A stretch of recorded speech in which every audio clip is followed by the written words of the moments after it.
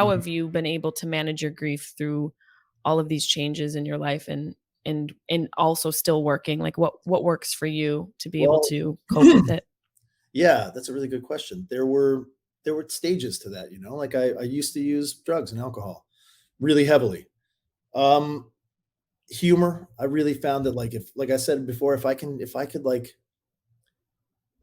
get you to look at this and control how you laugh at my pain, then I think for a long time I fooled myself into thinking I didn't feel that pain. I could I was out in front of it, or I learned how to harness it and use it to my advantage. Which, you know what, for a long time it did work.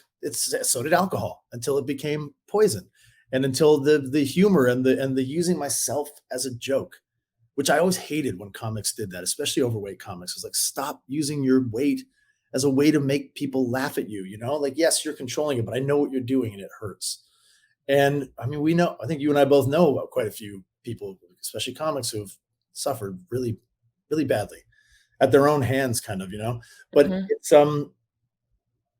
and then it sort of transformed more recently into this authenticity, this level of acceptance.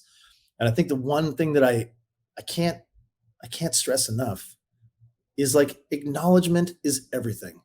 Acknowledgement, not just acceptance, because that's hard. Acceptance is hard, but the beginning, just acknowledging, sometimes is all you need.